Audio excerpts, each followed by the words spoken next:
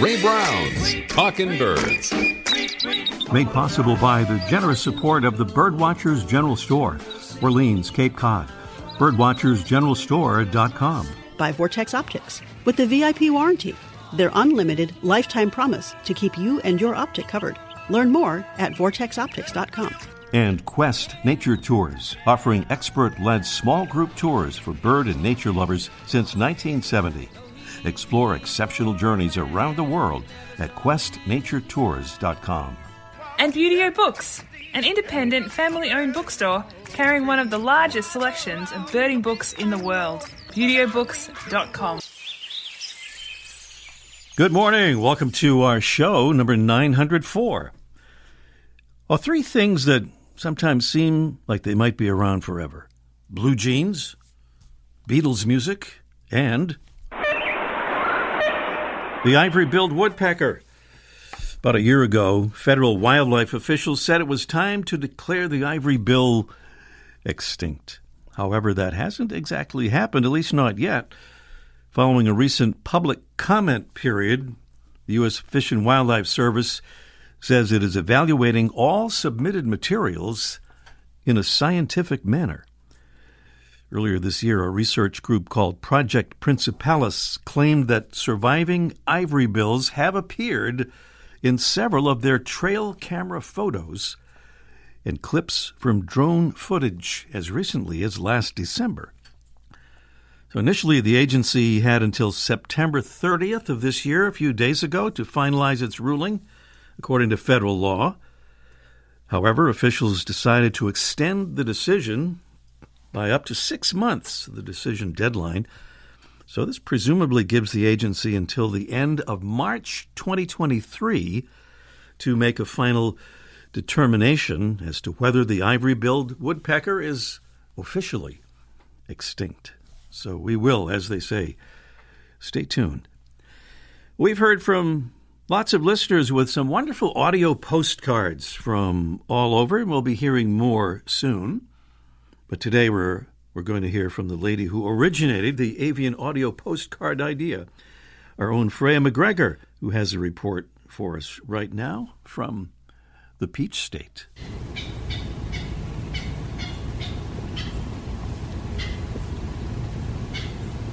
Good morning, everyone. It's Freya McGregor here.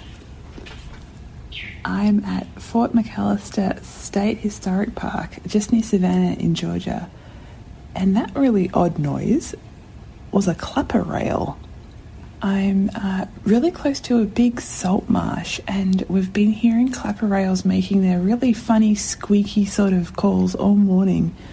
I think they get their name clapper rail because they sort of clatter or clap their beaks together, hiding out in salt marshes. You almost never see them, but they make such an odd noise. I just wanted to share that with you. Okay. Bye.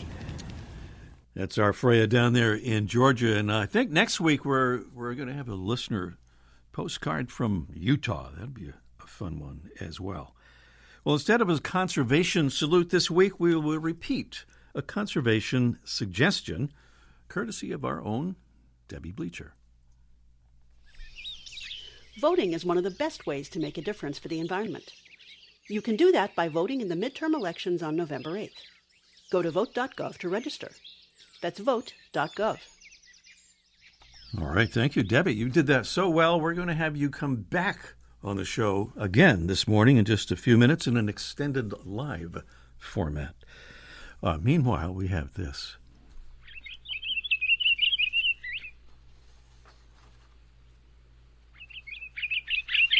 It's our mystery bird. This is our mystery bird contest preview. The actual contest a little bit later on, getting you ready for that now. Our mystery bird is a medium-sized, plump, heavy-chested songbird with 2 white wing bars and a large, stubby, curved bill. The male is mostly red, female mostly gray. Our bird is an irregular winter visitor to the northern U.S. and southern Canada from its breeding grounds up in northern Canada and Alaska. It feeds on seeds and buds, fruit, and a few insects. That would be our mystery bird, and terrific prizes include a $15 gift certificate for Beauty Books, home of one of the largest selections of birding books in the world, and a month's supply of delicious super seed crackers from Mary's Gone Crackers, bakers of delicious crackers in their own dedicated organic bakery in Reno, Nevada. Those are the prizes and the sound and some clues to our mystery bird. So we'll be inviting your calls on that in just a little bit. Well, here's the latest on our ongoing Make Your Own Swag contest, featuring wonderful weekly prizes and a spectacular grand prize, which I'll remind you about in a minute. First, though, our esteemed panel of judges has chosen as this week's winner Tiffany Couch from Norman, Oklahoma.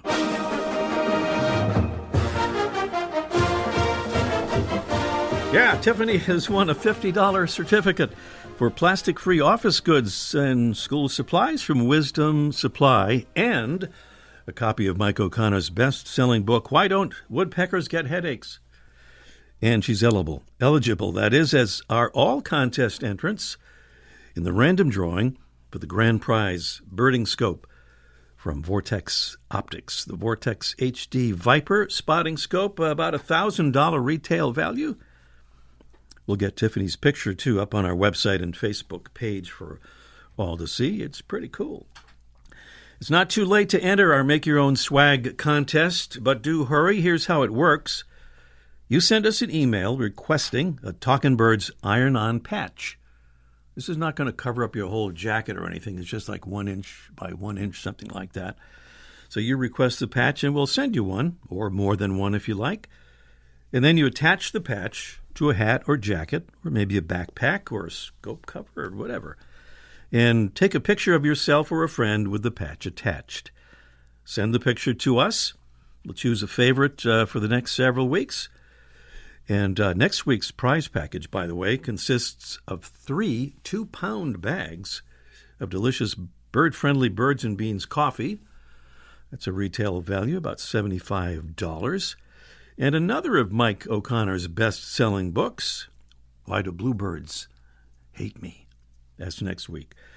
And then we'll do that random drawing from among all entries received for that grand prize, Vortex Spotting Scope. So send your patch request right to me, ray@talkinbirds.com, ray@talkinbirds.com. No G there. We'll send you a patch with full instructions. So request your patch today. The address again, ray@talkinbirds.com, and good luck. Saluting some Talkin' Birds ambassadors helping us get the word out about the show and about birds and conservation. And thank you to Kiki and Sam from Provincetown, Massachusetts. An amazingly wonderful place way out there on the tip of Cape Cod, and a wonderful place for birding. Thank you, Kiki and Sam. And thank you to Mike Murphy from Hazleton, Pennsylvania. Mike says he's only been birding for a year, started taking photos and including birds on his life list only that I've successfully identified, he says, through my photo. I use eBird to visit hot spots in eastern Pennsylvania where I've encountered many birders that are always willing to share their birding knowledge, often helping me ID a bird. I often mention your show as something I really enjoy. Well, thank you for that, Mike, and for becoming the Talkin' Birds ambassador. We have another ambassador explaining why he likes being one. My name is Chris Rohr, and I'm from Tucson, Arizona. Being a Talkin' Birds ambassador has allowed me to pass on lots of information to other people who aren't necessarily birders but are interested in birds. You should become a Talkin' Birds ambassador because it helps everyone to understand our world of birds. Talkin' Birds listeners, we hope you'll join our ambassadors family. Just visit our website, talkinbirds.com. Join today, and thanks. And thank you, Chris. Still to come today, Debbie Bleacher will rejoin us with a report from the Talkin' Birds Science Corner on how we can all engage in citizen science. Plus, we'll have Mike O'Connor in a Let's Ask Mike live segment about the just-released winter finch forecast. Last year, forecaster Tyler Hoare predicted that due to an abundant natural food supply, birds like redpolls, crossbills, and siskins would stay up north for the winter. And he was right. But will this winter be different? Mike is reading the report as we speak. At least he claims he is, and he'll fill us in a little later this morning on the show. And up next, we present a seagoing featured feathered friend, presented by Birdwatching Magazine. For more than a quarter century, Birdwatching has been North America's premier magazine about wild birds and birding. Some ducks quack. Some ducks seem to ask questions. Today's featured feathered friend is one of the ducks that whistles.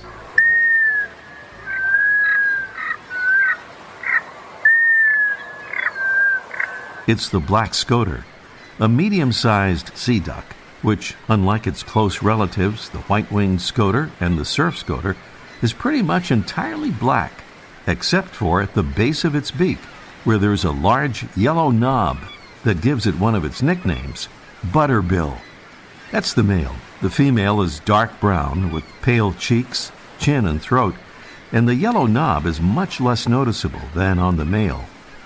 The black scoter dives for crustaceans and mollusks while wintering on seacoasts, sometimes in very large flocks known as rafts. In nesting season, it feeds on insects and larvae in freshwater habitats. In North America, the black scoter breeds in Labrador and Newfoundland to southeast Hudson Bay and winters along the Atlantic and Pacific coasts of the U.S. and Canada, as well as along the Gulf Coast, with some overwintering on the Great Lakes. Black scoters sometimes perform an unusual display while swimming, in which they look momentarily as though they'd suffered a neck injury, as they flap their wings with their body held high and thrust their head downward. It's the whistling butterbill, the black scoter, Melanita americana, today's Talkin' Birds featured feathered friend. Look for it this winter if there's a seacoast near where you are. Welcome again. It's our show number 904, and if we're going to talk about something to do with science, I think we'd better enter the Talkin' Birds Science Corner here. Come up to the lab and see what's on the slab. And of course, it's Debbie Bleacher that's there in the Science Corner. Good morning, Debbie. Good morning, Ray. Well, I understand, Debbie, there are a few bird-related citizen science projects going on this fall or about to start, and I wonder if you would tell us about them. But maybe we should ask first, for those who are unfamiliar with it, what is citizen science? Oh, sure, yeah. Citizen science is the practice of public participation in scientific research. So in the projects I'm about to describe, people who maybe didn't even study science in school can contribute to huge studies that monitor bird populations. All right. Or those who tried to study science in school didn't work out all that great. Well, it sounds terrific. So what about some projects coming up this fall? Well, I'll start with one of my favorites, and that's Project Feeder Watch. This is a November to April survey of birds that visit backyards, nature centers, and other areas in North America. You don't actually need a bird feeder, even though it's called Feeder Watch. All you need is an area you can watch regularly that attracts birds. So all you do is count the birds in that area for as long as you like on days that work for you. And each time you count, you enter your counts online. That's it. As simple as it sounds, these counts are extremely valuable because they contribute to a continent-wide data set of bird distribution. Yeah, we know this. There aren't enough scientists around to do all this themselves, so they count on the rest of us to help out. It's a wonderful idea. Okay, so what's next? Hawk watching. Fall is a great time to monitor migrating raptors. Hawkwatch International sponsors sites in the American West and Southwest, but you can count raptors anywhere that gives you a clear view of the sky, such as a mountain ridge. You can download ID sheets and tips from Hawkwatch's website. As always, you need to enter your data afterwards so it can be pooled with other people's data to make a good picture of raptor populations. All right, fantastic. Any others? Yep. I thought I'd give our listeners lead time to find a Christmas bird count in their area. Okay, 9th of October, Christmas already. Yeah, I know, right? Well, this is just in case I don't get to come back on the show to tell them closer to the actual date. Okay. So the Christmas bird count runs every year from December 15th through January 5th all over the Western Hemisphere. Groups of people who get together to do this are called count circles. When you sign up at the website, you get information on where the count circles will be in your area and when they'll be counting. Mm-hmm. All right, terrific. Now, I think I know the answer to this next question, Debbie, but I'll ask it anyway. How do we find these websites that you mentioned? Well, I am so glad you asked, Ray. Me too. I have put a new page on our website called Citizen Science. So to find it, you just go to the Get Involved tab on our homepage, and you click on Citizen Science to see all the projects I've mentioned and plenty more. All right. Run that by us one more time, if you would, just so everybody gets that. Sure. So you go to our homepage, talkingbirds.com. Click on Citizen Science. Homepage, Get Involved, Citizen Science. Homepage, Get Involved, Citizen Science. Okay, got it. Thank you so much, Debbie. Oh, you're welcome, Ray. My pleasure. That's our visit there to the Talking Birds Science Corner with our own Debbie Bleacher. Don't forget that website. And if you missed it, over there, it's talkingbirds.com. Get involved. And Citizen Science. All right. That means that coming next, it's our Mystery Bird Contest in just 1 minute. The flutter of a tail feather, the flash of a wing bar in mid-flight. You don't always have a lot of time to identify a bird in nature, let alone to appreciate its beauty. But with Vortex Optics, you'll have the power to bring every wild moment closer. When you choose Vortex, you're choosing to have a partner in the field as passionate about nature as you are. Whether you're spotting old friends on the backyard feeder or packing for a once-in-a-lifetime trip to add a few species to your life list, Vortex offers a full range of optics and optics accessories for every birder and every budget. And whether the birds are taking you to another state or another country, you're always covered by the Vortex VIP warranty, an unlimited lifetime promise to keep you and your optic covered. If you'd like to learn more, or if you need help choosing your next optic, give Vortex a call at 1-800-4VORTEX or visit vortexoptics.com. By the way, we hear from folks quite often who hear our show via podcast, which is terrific.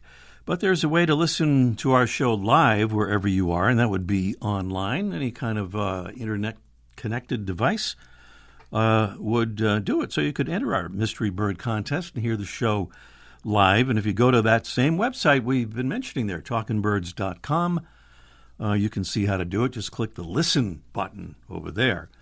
And our live broadcast, by the way, is on Sunday mornings from 9:30 to 10 Eastern. And this is our mystery bird. It's a medium-sized, plump, heavy-chested songbird with 2 white wing bars and a large, stubby, curved bill. The male is mostly red, the female mostly gray. And our bird is an irregular winter visitor to the northern U.S. and southern Canada from its breeding grounds up in northern Canada and Alaska. It feeds on seeds and buds, fruit, and a few insects. Clues in the sound of our mystery bird. Beautiful prizes include a month's supply of Super Seed crackers from Mary's Gone Crackers. Bakers of delicious crackers in their own dedicated organic bakery in Reno, Nevada. Plus a $15 gift certificate for Beauty-O Books, a wonderful company, a family-owned company, home of one of the largest selections of birding books in the world. Those are the prizes, and here is the all-important phone number, which we urge you to call as soon as possible. So we'll have time for the actual contest, which is kind of important, I think. 781-837-4900 is the number. That's 781-837-4900. Meanwhile, let's Ask Mike live in just 1 minute. Beauty-O Books carries one of the largest selections of birding books in the world. New, used, and rare books covering everything from backyard birding to general ornithology. From field guides to photography skills, biography, fiction, and humor. You'll find it all, along with the knowledgeable customer service you've been looking for, in one convenient place. BeautyOBooks.com. B-U-T-E-O. BeautyOBooks.com. Quest Nature Tours has offered exceptional tours for bird and nature lovers since 1970. In 2023, join us to quest for the quetzal in Costa Rica or our brand new Zambia safari. See amazing wildlife and explore habitats with travel companions who truly enjoy nature. Talkin' Birds listeners receive a $150 credit towards their first tour. Visit questnaturetours.com today. Birds and much more. Guaranteed. It's Mike O'Connor time. He's down there at the Birdwatchers General Store on Cape Cod looking out the window and seeing if any winter finches are arriving yet. I know it's only October, but we've already been talking about Christmas, so who knows? Good morning, Mike. We don't have Mike. All right. No wonder he's so quiet there. He is down there. We're pretty sure about that, and he just doesn't feel like talking. Oh, we'll just move on to something else then if he's not there. What do you mean I'm not there? Oh, you're there? Oh, maybe it must have been this knob here that we didn't turn up. That must have been it. Sorry about that. I've been waiting for an hour and a half. You've been standing by. And I'm running out of dimes to put in the phone. We appreciate it. You don't use slugs anymore, do you? Well, don't tell anybody. No, I don't. Does anybody remember slugs? I don't know. Anyway, moving on there. So Tyler Hoare has created this new forecast for winter finches coming down from way up north into the lower 48, southern Canada. What do we know? Yeah, well, like you said on the lead-in, that last year he predicted, because of it, it's all cyclical. The trees up north, the mountain ashes, the white and yellow birches, the cone crop, the acorns, sometimes there's an abundance in the birds up there, and I'm talking evening grosbeaks, red poles, purple finches, pine siskins, Bohemian waxwings. They all stay up north because they don't want to leave if they don't have to. They eat the food. But when the cycle spirals down and there's not a bunch of food, the birds head south. And this year, according to Tyler, the birds might be heading south because, according to his network of volunteers who study all these trees, there isn't a lot of food up there. It's a natural cycle, and I think something we talked about off the air, that the drought and the fires contributed to it also. So it's a tough time for the birds, so they'll head south and they'll come our way. And at the beginning of the year, they kind of go to the northern states, and if that food supply winds down, they push further and further south, and some of the sites, even as far as Arizona, might be coming down across the Rocky Mountains. So if there's birds that you're not particularly familiar with, and this is exciting for birdwatch because we get to see birds you usually have to drive to Canada to see, including evening grosbeaks and pine grosbeaks and crossbills and stuff. You might want to learn about those, especially purple finches, because we all have house finches, but the similar purple finch, a little brighter, a little bigger, is a little bit similar. So you might want to study between that and house finch and the purple finch, because you might be getting purple finches in pine siskins. Again, similar to a goldfinch, but a lot streakier, so he has a chance to study those. And they said red-breasted nuthatches are coming down. I already have a ton. I've even had a few purple finches. And Bohemian waxwings, the bigger cousin of our cedar waxwing, again, is a good time to notice the difference. Pay attention to those. And most of these birds, waxwings will come for water, but most of the birds will come for sunflower seeds. And the good news is, if there's any good news in the birdseed industry lately, is there seems to be a good crop of sunflower seeds. So hopefully, as the birds arrive, the prices of the seeds will drop down. So maybe we'll get a break there. Finally, the sunflower seeds are supposed to come down in a few weeks, so hopefully that'll be the case. So this is a good year. That only happens every few years where the birds come down from the north. So people who have feeders, or even if you don't have feeders, you go for bird walks, pay attention to some of the similar birds to make sure they're not some of these more different ones. And I think, unless I'm wrong, one of the birds that's coming down this year, we hope, might be the mystery bird itself. So there you go. Oh, right, the mystery bird. Thank you for not mentioning it, and I'm surprised that I didn't. But yeah. And congratulations on Tiffany. She won a copy of my book. This could be the best thing she's ever done. Never mind that spotting scope.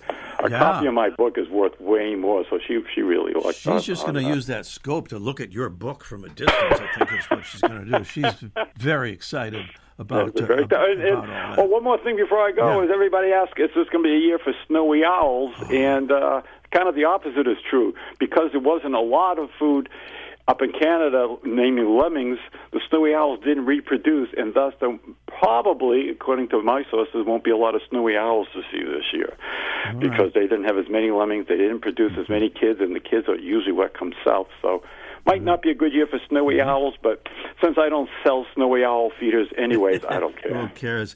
Oh, by the way, I almost forgot. Debbie Bleacher is still here with us. I think she wants to say hi to you as we wrap up here. Hey, Mike. How you doing? Hey, see that? Debbie! I wasn't Yay, making that up. Mike! I love your shows. I love your little snippets. They're awesome. Well, I love yours too. Well, there you go. I'll let you kids talk about this later, but we'll move on the show here. Talk to you next week, Mike. Okay, you guys. Happy Indigenous People Day, everybody. Exactly. On the 10th, of course. Sure. Yeah. Mystery Bird Contest right after this.